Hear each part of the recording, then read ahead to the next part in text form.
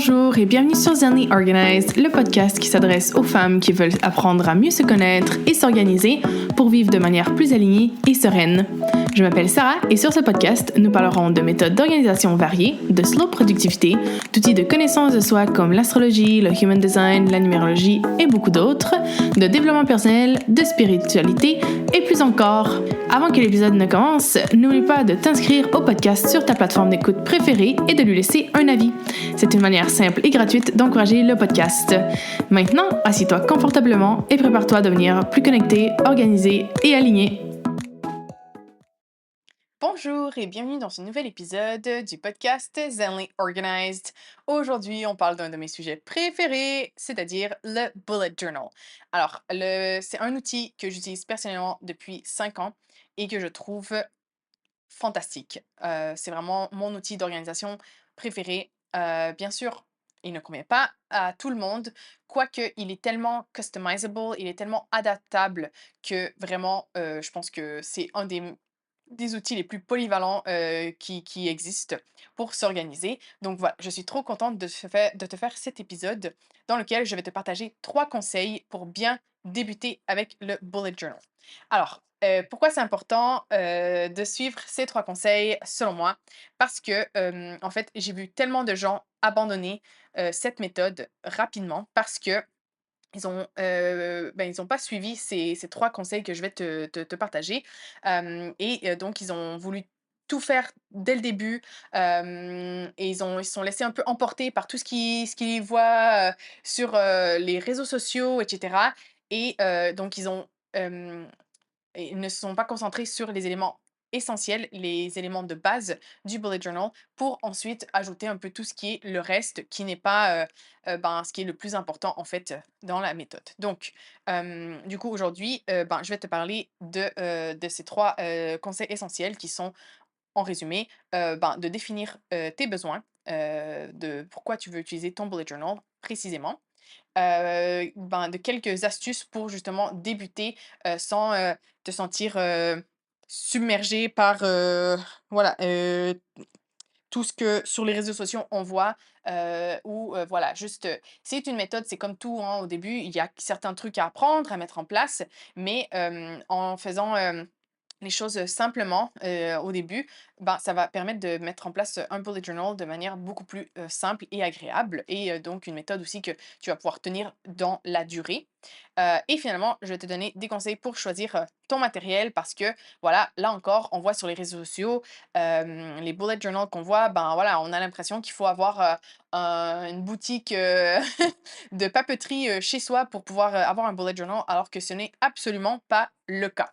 Donc voilà, j'espère que ces astuces t'aideront si, tu t'intéresses, au bullet journal, que tu aimerais, l'utiliser, j'espère qu'ils t'aideront à débuter, avec cette méthode. Si, tu es tombé sur cet épisode et tu sais pas, tu as entendu parler de la méthode bullet journal, mais tu pas exactement sûr de c'est quoi, à quoi ça sert et cetera, je t'invite à aller écouter, un des épisodes précédents qui s'appelle «Pourquoi utiliser un bullet journal pour s'organiser?» dans lequel, je te décris, la méthode, qu'est-ce que la méthode, en quoi elle consiste, les avantages et les désavantages de cette méthode, parce que comme je disais, personnellement, je pense que c'est une des meilleures méthodes qui existent, à l'heure actuelle, mais voilà, elle a quand même des désavantages et c'est peut-être pas la méthode pour toi. Donc avant de t'embarquer dans, cette, aventure, bien assure-toi que c'est l'outil qui te convient, le plus. Et finalement, dans cet épisode, je te partage aussi des erreurs à éviter quand on commence avec ton bullet journal. Donc du coup, les astuces que je te partagerai aujourd'hui découlent de ces erreurs, communes. Voilà, si, tu n'as pas écouté cet épisode, je t'encourage à aller l'écouter avant d'écouter celui-ci. Donc voilà, commençons directement, hem, par le premier conseil qui est de définir tes besoins, comme je te le disais auparavant. Alors comme, voilà, je t'explique rapidement, mais, la beauté de la méthode du bullet journal, c'est que en fait, tu peux rassembler toutes tes notes, tes pensées, tes plans, tes objectifs, tout, tout, tout, tout, tout, tout dans un seul carnet. Donc, ça permet de tout avoir ensemble, dans un seul, endroit, ce qui est fantastique, mais qui peut aussi être un peu, voilà, overwhelming. Comment on dit en français overwhelming? J'oublie toujours. Voilà, mais qui peut être un peu causer du stress, tu vois? Te sentir, Ouh, OK, mais là, genre, je peux tout mettre, donc qu'est-ce que je mets? Tu vois? Si tu peux tout mettre, ben, là, il faut décider qu'est-ce qu'on met parce que, potentiellement, ben, voilà, les choix sont illimités. Donc la première étape, vraiment, vraiment importante parce que ça, c'est l'erreur la plus commune que j'ai moi-même faite, hein. Tout ce que je te partage aujourd'hui, j'ai fait moi-même les erreurs, hein.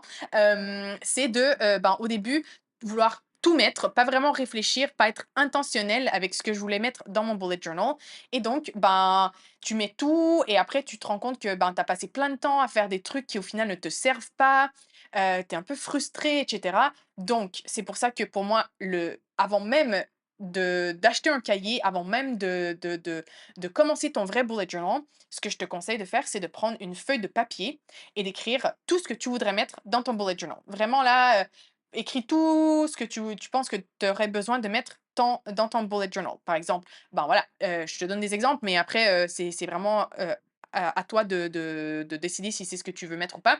Moi, je te donne des idées, après tu vois. Mais par exemple, tu pourrais l'utiliser comme un agenda, donc pour noter tes rendez-vous, tes tâches, les échéances, de choses que tu as à faire et cetera. Mais tu peux aussi, voilà, comme je te dis, l'utiliser pour, traquer des habitudes, traquer ton cycle menstruel, tes dépenses, si tu veux avoir des informations, toujours sous la main, des les lectures que tu fais, des citations, bref, vraiment genre, le the sky is the limit, tu peux tout mettre là-dedans. Mais comme je disais, écris tout ce que tu penses que tu voudrais mettre, fais toute la liste et après, une fois que tu as fait la liste, eh bien, on va filtrer, et voir qu'est-ce qui est vraiment important, qu'est-ce qui a vraiment du sens de mettre dans ton bullet journal.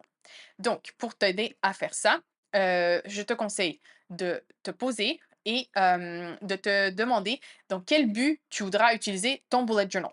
Est-ce que c'est pour gérer tes rendez-vous, tes tâches, déterminer tes objectifs, faire du journaling, suivre, comme je dis, des habitudes, etc. De quoi as-tu besoin de garder une trace? Par exemple, là encore, rendez-vous médicaux, des projets personnels ou professionnels, tes habitudes, ton cycle menstruel, etc. Autre question importante à te poser. Est-ce que tu veux l'utiliser à la fois pour ta vie personnelle et professionnelle? Est-ce que c'est juste pour ta vie pro? Est-ce que c'est juste pour ta vie perso? Est-ce que tu veux faire les 2? Il faut réfléchir à ça un petit peu parce que, ben, voilà, est-ce que tu as un travail qui te permet de mélanger le pro et le perso? Tu vois, si tu as des infos, sensibles sur des patients, par exemple, je sais pas quoi, ben, c'est peut-être pas une bonne idée de les avoir ensemble, tu vois? Ou, ben, si professionnellement, tu gères, 40 millions de projets et tu as déjà tu vois, un système, un software pour faire du project management et cetera, ben, ça vaut peut-être pas la peine de le faire aussi dans, ton bullet journal. Donc voilà, important de déterminer est-ce qu'on mélange le pro, le perso, et comment est-ce qu'on le fait? Ensuite, autre question à te poser aussi, est-ce que tu vas l'emporter avec toi partout? Est-ce que tu vas le laisser principalement à la maison, au travail? Et comme je disais, par exemple, si tu l'utilises à la fois pour ta vie pro et perso, est-ce que, ben, il faut que tu fasses attention à pas mettre trop d'infos personnelles parce que peut-être que tu dois, partager, tu vois, tes notes avec, des collègues ou, ben, voilà, tu travailles peut-être dans un endroit, hyper, strict et je sais pas quoi et donc, ben, tu pourras pas, le décorer parce qu'il faut que ça a l'air professionnel, tu vois? Il y a plein de choses à prendre en considération, avant même de commencer ton bullet journal. Autre question hyper, hyper importante, parce qu'un bullet journal, ben, c'est toi qui le construis en fait, donc par rapport à un agenda déjà tout fait, il faut calculer que, ben, chaque semaine, ça va te prendre quelques minutes, voire quelques heures selon, ben, voilà, quel genre de bullet journal tu vas vouloir. Ben, ça va te prendre, voilà, entre quelques minutes et quelques heures pour, mettre en place ton bullet journal toutes les semaines. Donc combien de temps est-ce que tu es prête à consacrer à ton bullet journal?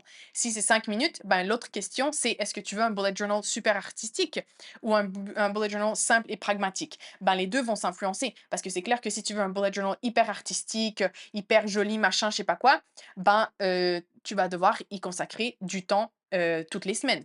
Ça pourrait être, 1 heure, 2 heures, 3 heures. Je pense qu'il y a des gens, c'est limité quoi le temps qui passe.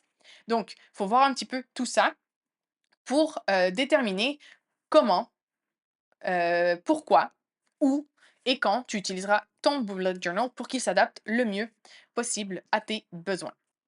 Donc voilà, pour déterminer tes besoins, réponds à toutes ces questions que je viens de te donner. Hein. Si tu as besoin, fais pause à l'épisode, reviens un petit peu en arrière, écoute les questions et voilà, écris les réponses à ces questions et fais une liste de tout ce que tu aimerais avoir dans ton bullet journal.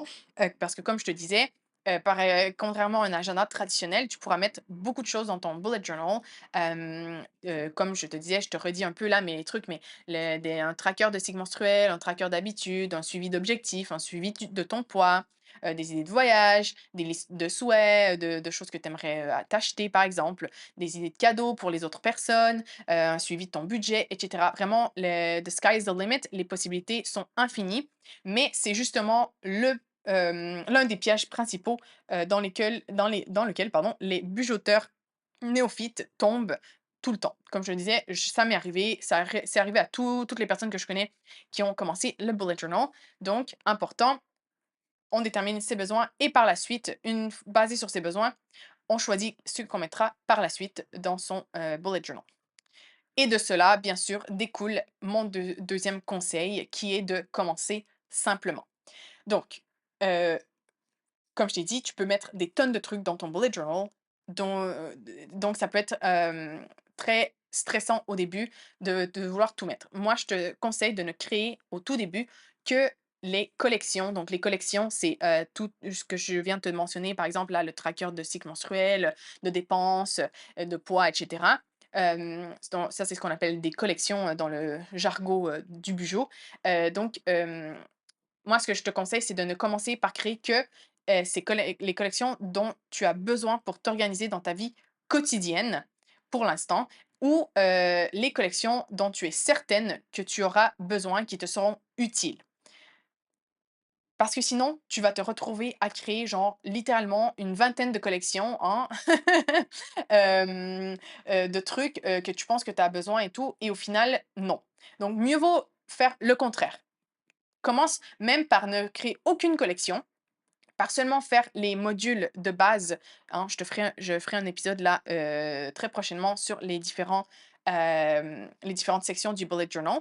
Mais voilà, commence vraiment par les, sections de base qui servent vraiment à t'organiser, et éventuellement, ajoute les collections. Une fois que tu verras: «Ah oui, j'aimerais bien, ben, voilà, garder une trace de mon sport». OK, ben, je crée une collection pour ça. Ah, ou de mes habitudes, je crée un habit tracker. Mais déjà, à la base, commence par les blocs, de base, je te dirais, donc le daily, le monthly et le future log. Comme je te disais, je vais te faire un épisode, sur toutes ces, sections si là, tu comprends absolument pas de quoi je parle.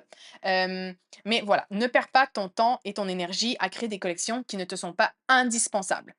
Tu pourras toujours créer ce dont tu as besoin en cours de route. C'est la beauté du bullet journal.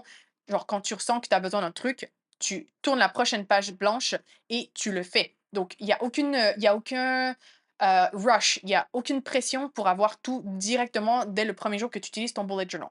OK? Et surtout, surtout, surtout, il faut éviter de regarder les réseaux sociaux pour le bullet journal. Parce que le bullet journal, c'est hyper populaire. Tu vas voir, il y a tellement, tellement de comptes qui te partagent des idées de collection, qui te montrent leurs bujots magnifiques, richement décorés, machin et tout, tu vois. Que ça te cause ben, un peu le oh my god, mais il faut que mon bullet journal il ressemble à ça. Il faut que j'ai tout ça dans mon bullet journal pour être organisé, pour avoir un vrai bullet journal. Non, non, absolument pas. Tu as besoin dans ton bullet journal de ce dont toi tu as besoin, pas ce dont la personne genre qui a des milliers de followers sur Insta a, pas ce que ta meilleure amie a dans son bullet journal, ce dont toi tu as besoin. C'est vraiment hyper important. Cet outil, il est pour toi. Donc, il n'y a aucune pression à avoir quoi que ce soit dans ton bullet journal. D'ailleurs, et pour ce qui est de la décoration, moi, mon bullet journal, je le fais au crayon noir et j'ai un surligneur gris. Voilà, mon bullet journal n'est pas joli. Mon bullet journal est pratique. Genre, je l'utilise pour m'organiser, pour atteindre mes objectifs. Parce que moi, mon objectif, c'est d'atteindre mes objectifs. C'est pas d'avoir un bullet journal magnifique. Après, si toi, c'est ton objectif d'avoir un bullet journal magnifique parce que être plus créative, à passer du temps à faire, ben voilà, à décorer ton bullet journal, c'est important pour toi. Go for it, absolument. Mais moi, personnellement, je préfère être créative ailleurs que dans mon bullet journal. Mais comme je te disais au tout début, tu définis toi tes besoins. Si toi, tu as besoin d'un endroit pour être créative, ben, le bullet journal, c'est un super mix qui va te permettre d'être plus organisé et créative en même temps. Donc voilà.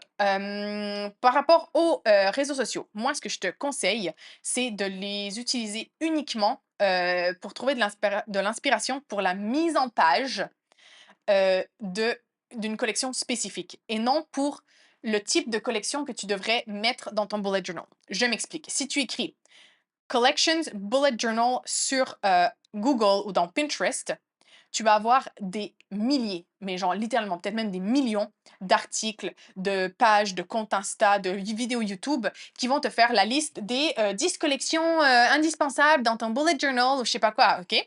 Et ça, en fait, bah, ça va te causer, oh my god, tu vas te dire, ah non, mais là, du coup, mon bullet journal, il faut que j'ai ça. Ah, sinon, bah, c'est pas un vrai bullet journal, comme je te dis. Non.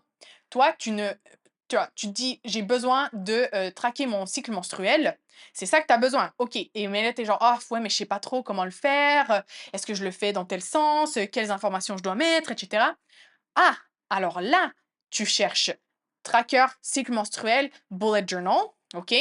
Parce que tu vas avoir seulement, ben, des idées de mise en page pour ce genre de collection. Tu vois? Et tu vas t'inspirer, OK, ah ouais, ça j'aime bien. Ah OK, cette info-là, ouais, je pense que c'est important de le mettre. Ah OK, j'aime bien qu'elle le fasse horizontal au lieu de vertical, je sais pas quoi, OK?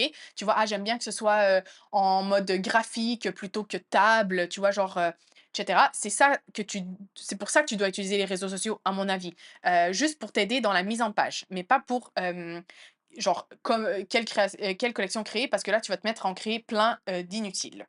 Donc, je reviens à mon astuce numéro 1, vraiment important, on définit ses besoins. Comme ça, on évite le plus possible de tomber dans le piège de créer plein de choses inutiles. Mais, même si tu suis tous mes conseils à la lettre, c'est sûr que tu vas créer des collections qui au final seront inutiles. Ça arrive à tout le monde. Moi, même chose. Il y a des collections, je me dis, sur le moment, je me dis, ah ouais, ça, je vais vraiment l'utiliser. Ou tu vois, même la mise en page. Ah ouais, ça, j'aime cette mise en page, ça va le faire pour moi. Et au final, en utilisant, ben, soit je vois, non, j'utilise pas cette collection, en fait, elle m'est pas nécessaire. Ou non, ben, j'aime pas trop la mise en page, il va falloir que je l'ajuste le mois prochain, que tu vois, je change certains détails et tout. Et c'est aussi ça la beauté du bullet journal, c'est qu'il va évoluer avec vous et c'est vraiment ça qui est trop cool, OK? Par exemple, moi, j'avais l'habitude de mettre, un suivi des dépenses dans mes premiers bullet journal alors que j'avais déjà un fichier, genre sur Google Drive dans lequel je faisais mon budget. Donc, genre pourquoi? Pourquoi? Ben, parce que, genre partout sur tous les bougeots, j'avais vu que les gens ils mettaient un tracker de dépenses. Mais personnellement, genre, je trouve que c'est beaucoup plus pratique de faire ça sur, bah, mon téléphone, sur Google Drive. Maintenant, j'utilise Notion pour ça, tu vois? Que mon bullet journal que, ben, des fois je sors, par exemple le soir, si je vais au resto, ben, je la porte pas, tu vois? Donc là, je la note pas et c'est juste, ben, il faut additionner manuellement, les trucs à la fin de mois, ben, alors que Notion ou, Excel ou whatever, ben, le fait automatiquement, tu vois? Donc, ben, c'est une collection que j'ai mise pendant 2 3 mois. J'étais genre: «Non mais je vais l'utiliser, je vais l'utiliser». Au bout d'un moment, j'ai dit: «Non mais je l'utilise pas, alors quel est le sens de la garder?» Donc j'ai juste arrêté de mettre cette collection, tu vois? Et il y a pas de problème. C'est la beauté, comme je disais, ton bullet journal ne aucun bullet journal ne se ressemble. Tes collections vont constamment, évoluer. Aussi, pour, moi, un truc qui m'aide pour, limiter le nombre de collections inutiles que je crée, c'est d'avoir une collection d'idées de collection. Donc j'ai une page dans mon bullet journal. En vrai, ça fait longtemps que je l'ai plus fait. Dans les premiers bullet journals, je le faisais. Là, ça doit faire 2 3 ans que je le fais plus, parce que, ben, j'ai maintenant, je sais quelle collection, ben, de quelle collection j'ai besoin et tout, et ben, je sais qu'il faut que j'attende, tu vois, de voir si j'en ai vraiment besoin avant de la créer. Mais si ça peut t'aider, fais-toi une liste d'idées de collection que tu penses que tu aurais besoin. Comme ça, tu la listes et une fois de temps en temps, tu vois, tu y retournes et tu dis: «OK, est-ce que ça, j'en ai vraiment besoin?» Si ça fait 3 semaines que tu ressens le besoin d'avoir cette collection, bah, c'est que tu en as probablement besoin, tu vois? Mais si, tu relis ton truc et tu es genre: «Ah ouais, non mais j'ai plus jamais repensé à cette collection», bah, c'est que tu en as pas besoin et basta. Ou en tout cas, pas pour l'instant. Peut-être qu'éventuellement, tu en auras besoin, mais pas pour le moment. Donc voilà, comme je te disais, ton bullet journal, il va évoluer et c'est tout à fait correct comme ça. Dernière astuce par rapport au choix du matériel. Alors ici, moi je te conseille vraiment, même chose, de commencer très simplement avec un carnet, un stylo, comme Ryder Carroll, l'inventeur de la méthode, propose. Parce que ben, il faut que tout d'abord, je pense, tu essaies la méthode pendant 1 mois, 2 mois, 3 mois pour voir si ça te plaît. Donc ça sert à rien de faire un investissement initial énorme pour une méthode, ben, dont tu es pas encore certaine, ou certain de d'aimer et d'utiliser sur le long terme. Donc tu peux même prendre un carnet genre déjà utilisé, à moitié utilisé, ou un carnet que tu as là qui traîne depuis des années, pour commencer ton premier bullet journal. Heu, Parce que, ben, voilà, moi je pense que les premiers bullet journal, il faut que tu testes, il faut que tu vois, donc ça sert à rien d'investir énormément, de matériel dans énormément de matériel, pardon. Et comme je te disais depuis le début, ben, ne te laisse pas impressionner par tous les magnifiques bullet journal, que tu vas trouver sur les réseaux sociaux parce que un bullet journal n'a pas besoin d'être une œuvre d'art si tu n'as pas envie que ce soit une œuvre d'art, OK? Je rappelle, l'objectif principal de cet outil, c'est de te permettre de t'organiser, d'être plus aligné, d'atteindre tes objectifs. C'est ça le but du bullet journal, OK? Comme je disais, moi j'ai un bullet journal très, très minimaliste. Je ne passe pas du tout, beaucoup de temps à le configurer, parce que moi je veux qu'il me simplifie la vie, pas qu'il me la rende plus difficile. C'est pour moi, c'est ça le bullet journal. Donc, vraiment, si, tu es pas sûr de la méthode, commence avec matériel hyper simple. Si tu vois après quelques mois que tu aimes bien, bah là, je vais te donner quelques conseils, par la suite pour, choisir ton matériel parce que voilà, c'est vrai qu'avoir un bullet journal, un carnet, un stylo que tu aimes, ça va t'aider, ben, ça va t'encourager à plus l'utiliser. Ça va rendre l'expérience, ben, plus agréable. Mais, voilà, au tout début, prends ce que tu as déjà à la maison, et ne te préoccupe pas, de rien d'autre. Par contre, voilà, si au bout de quelques mois, tu vois: «Ben oui, j'aime beaucoup cette méthode et tout», je voulais te partager quelques, caractéristiques à prendre en compte pour faire le choix de ton, cahier, de ton stylo. Donc déjà, de un, est-ce que tu veux, un cahier avec une couverture souple ou rigide? C'est une préférence personnelle. Une couverture rigide, ben, c'est sûr que ça va être un peu plus durable, mais elle ajoute du poids, de l'encombrement au cahier. Des fois, il y a des personnes, elles aiment pas trop, voilà, ça rend l'écriture un peu plus difficile et cetera. Donc ça, c'est un truc à prendre en considération. Est-ce que tu aimes un cahier avec ou sans spirale? Autre préférence personnelle, les spirales peuvent être gênantes, quand tu écris, mais elles permettent, voilà, d'avoir, genre le cahier à plat en écrivant. Donc, il y a certaines personnes qui préfèrent ça. Donc là encore, à réfléchir, avant d'acheter ton cahier. Pourquoi, le cahier, c'est si important? D'ailleurs, je l'ai pas dit parce que, ben, un bullet journal, généralement, ça va te durer entre 3 à 6 mois, voire 1 an, selon, la quantité de choses que tu écris, l'épaisseur du cahier et cetera. Donc c'est quand même important d'avoir un cahier qui te plaît, parce que tu vas l'avoir, ben, pendant plusieurs mois quand même. Donc, aussi, hyper important, quel format, convient le mieux à tes besoins? Est-ce que c'est un A3, un A4, un A5? Si tu veux l'emporter partout avec toi, ben, tu vois, un A4, c'est énorme. Est-ce que ça va être pratique à porter, partout? Si au contraire tu le laisses à la maison ou au bureau, ben, peut-être qu'un plus gros, c'est bien parce que tu vas pouvoir écrire vraiment, énormément sans devoir changer de bugeot à tous, les 2 mois, tu vois? Est-ce que voilà, même chose, est-ce que tu as besoin de beaucoup d'espace pour écrire ou ben, voilà, tu l'utilises mais pas, tant que ça? Ben, voilà, tu as pas peut-être pas besoin d'un A4, un plus petit, ça va être plus pratique. Moi, par exemple, ben, comme je voyage beaucoup, en A4, c'est absolument impossible pour moi. J'ai même fait le mini, là, A3 pendant, mon voyage, en Asie du Sud-Est. Ça a bien fonctionné, en voyage, mais là, c'est vrai que depuis que je me suis, réétablie, ben, j'ai choisi un plus gros parce que, ben, j'ai plus de choses à écrire, quoi. Donc, même chose, ça va évoluer. C'est pas parce que, là, tu choisis un cahier que c'est le cahier que tu devras utiliser, pour toute la vie. Tu pourras changer. La prochaine fois que ton cahier est fini, ben, tu vas voir: «Ah ouais, bon, ça, j'aime pas trop. Ah, j'aurais besoin de ça» et cetera. Ben, tu en prendras un autre, sans aucun problème, tu vois? Donc voilà, toujours en question d'espace et tout, ben, combien de pages as-tu besoin? Moi personnellement, j'ai même là changé, j'utilise plus de vrais cahiers, j'utilise, des traveller's notebook. je te ferai peut-être un post sur Insta ou un truc comme ça pour te présenter ça. Donc parce que, ben, voilà, en voyageant et tout, bref, ouais, je vais faire un post là-dessus, hein. Parce qu'il y a pas mal de considérations à prendre pour expliquer mon choix. Mais voilà, le fait est que c'est peu probable que tu n'utilises qu'un seul cahier, pour toute une année. Tu vas au moins généralement en utiliser 2. Donc voire plus, hein, si tu l'utilises à fond pour écrire et cetera. Moi, généralement, ça me durait 3 mois. Donc voilà, essaie de prendre si tu sais que tu écris beaucoup, ben, prends un carnet d'environ genre 200 pages pour éviter de changer à tous les mois, tous les 2 mois de cahier, ce qui est quand même un peu, fatigant au bout d'un moment. Ensuite, autre truc à prendre en considération, est-ce que tu veux des pages numérotées ou non? Moi perso, je déteste numéroter les pages, quoique là, je suis devenue, ça me dérange moins qu'avant, mais si c'est un truc que tu détestes, ben, choisis un cahier numéroté. Quelle couleur de papier tu préfères? Blanc, beige, crème, tu t'en balances? Ben voilà, tu vois, fais ton choix, si c'est important pour toi, la couleur de la page, si ça l'est pas, ben, who cares, you know? Le grammage de papier, ça va être important si tu veux, justement faire un bugeot artistique. Donc l'épaisseur du papier, hein, grammage, je sais pas si c'est, hyper connu comme terme.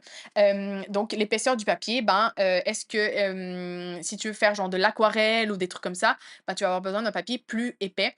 Aussi prendre en considération le stylo, le type de stylo que tu vas utiliser, parce que, il y a des types d'encre qui font, ben, qui dépassent là, comment on dit ça? Qui traversent le papier, voilà le mot que je cherchais, qui traversent le papier, donc voilà, à prendre en considération le type de papier. Personnellement, quand c'est trop, trop fin, moi j'aime pas parce qu'il y a comme on voit le genre, le fantôme, tu vois? L'ombre derrière et ça rend un peu illisible, donc voilà, c'est à prendre en considération. Fais des tests quand tu achètes ton cahier, hem aussi, et teste les stylos que tu utilises, le plus souvent pour voir si ça convient, si le type de papier convient. Ensuite, est-ce que tu veux des pages blanches, lignées, quadrillées, à poids? Donc la plupart des, bullet journal, des bugoteurs utilisent, les pages à poids parce qu'elles permettent de tracer des lignes facilement dans n'importe quelle direction sans être trop visible. Personnellement, c'est ce que j'utilise toujours. J'aime pas les lignes, je trouve que c'est pas voilà, ça alourdit la page. Les carrés, je trouve que c'est encore pire. Blanc, ben, perso, je sais pas trop écrire droit donc donc voilà, moi j'adore, les poids, donc c'est ma préférence, mais toi tu peux choisir absolument le type de page que tu préfères et tu peux faire des tests aussi comme je disais. Ensuite, les accessoires qui viennent dans le cahier. Est-ce que tu as besoin de signets, de poches, d'un élastique pour le fermer? C'est des petits détails, mais ça peut vraiment, rendre ton bijou plus pratique ou moins pratique à utiliser. Personnellement, j'aime bien avoir 2 signets. En ce moment, il n'en a qu'un et bon, ça le fait quand même, mais moi je pense qu'avoir au moins un signet comme ça, la page du jour, elle est signée, donc tu as pas besoin de parcourir tout le carnet toujours. Sinon, tu peux ajouter des petits, onglets genre avec des post-it, des trucs comme ça. J'aime bien avoir une pochette, pour, pouvoir, ranger, ben, tu vois, genre, par exemple des post-it ou, genre, si des stickers, ou tu vois, des trucs genre que je veux garder un peu sous la main. J'aime bien avoir une pochette, donc ça aussi, c'est à prendre en considération. Et finalement, maintenant, il y a de plus en plus de personnes de compagnies, de créateurs qui créent des, bullet journal qui ont déjà certaines sections incorporées. Par exemple, un index, l'année en un coup d'œil, ou genre les 12 mois de l'année, genre des calendriers déjà faits pour les 12 mois de l'année, un répertoire téléphonique. Est-ce que les gens utilisent encore ça? Je me le demande, mais c'est pas grave. Peut-être que tu utilises encore ça, donc tu en as besoin. Tu vois, personnellement, je déteste, genre, tracer les 12 calendriers. C'est un truc que je trouve absolument, stupide. Genre, je sais pas, ça m'énerve. Donc, je m'assure toujours d'avoir un cahier qui a les, calendriers, au début, du cahier pour faire mon future log. Parce que voilà, je déteste faire ça. Mais si toi, tu aimes bien, tracer les carrés et que ça te détend, ben, écoute, j'aimerais avoir ta patience, mais ben, du coup, ben, tu peut-être pas besoin de ça, tu vois? Donc c'est tous ces éléments, sont à prendre en considération. Ça peut sembler beaucoup là, comme ça, mais voilà, comme je te dis, le cahier, au maximum, tu vas utiliser genre 6 mois. Donc, si c'est pas le top du top, ben, tu le changes, c'est pas de problème et si vraiment, vraiment tu le détestes après 3 jours, ben, basta, tu en achètes un autre et tu continues avec l'autre, quoi. Il y a vraiment, i c'est ça la beauté du bullet journal, tu peux en changer facilement. Mais voilà, moi avec cet épisode, ce que je voulais, c'est t'aider déjà avant ben, de faire un peu la réflexion pour ton cahier, mais pour ton bullet journal en général, pour ben, justement simplifier le truc et ben, t'aider à trouver le plus rapidement possible ce qui fonctionne pour toi. Donc voilà mes conseils pour aujourd'hui, pour t'aider à commencer avec le bullet journal, une super méthode que je te conseille vraiment d'essayer. Essaie de la faire pendant au moins 3 4 mois si tu veux la débuter ben, pour voir si elle te plaît, si elle te convient ou pas. Parce que si tu fais juste un mois, je trouve que c'est pas suffisant pour vraiment la tester. Donc voilà. Dans un prochain épisode, comme je te disais, je t'expliquerai la structure du bullet journal pour que tu puisses le créer et l'utiliser. Donc, stay tuned for this. Je te résume rapidement les points, parce que bon, c'est quand même un épisode de 30 minutes, hein. Donc, 1re étape hyper importante, définis tes besoins. De tout ça découle tout le reste, donc vraiment hyper important. Ensuite, fais simple, commence avec, les «modules» entre guillemets, de base de la méthode du bullet journal. Vraiment les quelques collections que tu penses qui sont indispensables, mais voilà, ne te, comme on dit au Québec, ne te garroche pas, ne te lance pas à faire des milliers de trucs dès le début parce que, c'est ça qui va faire que tu vas abandonner. Une des raisons, principales qui vont faire que tu vas abandonner cette méthode. Donc vraiment, start simple, commence, simplement et dans le temps, ajoute si tu en ressens le besoin. Finalement, 3e point, le matériel, c'est pas ce qui est le plus important. La méthode, c'est ce qui est important, qu'elle t'aide à t'organiser. Donc le matériel, commence avec n'importe quel carnet, n'importe quel stylo que tu as, vois si tu aimes la méthode et ensuite, si tu veux poursuivre avec la méthode et bien là, choisis ton matériel avec les, caractéristiques, ben, dont je t'ai parlé, les points à considérer. Mais voilà, don't overthink it either, like voilà, ne fais pas, ne te mets pas à paniquer sur le choix de ton carnet, tu pourras toujours changer, il y a absolument pas de souci. Donc voilà, j'espère que cet épisode t'aidera à débuter, avec ton bullet journal. Si tu as aimé cet épisode, si ça t'a aidé à, ben, débuter ton bullet journal, ce serait trop cool, que tu puisses laisser un avis, sur le podcast, ben, sur la plateforme d'écoute, et que tu me laisses un petit commentaire pour me dire comment ça se passe. Si tu veux aussi venir échanger sur Insta, à Zelny Organized, ça me ferait énormément plaisir. Et ben, voilà, je te laisse sur la citation de la semaine, qui est, ben, de Ryder Carroll, évidemment le créateur, du bullet journal. Et donc Ryder Carroll qui dit: «La méthode du bullet journal vous permettra d'accomplir davantage en travaillant moins. Elle vous aide à identifier et à vous concentrer sur ce qui a du sens, en éliminant ce qui n'en a pas». Donc voilà, bon bullet journal, j'espère te revoir bientôt sur le podcast. Ciao!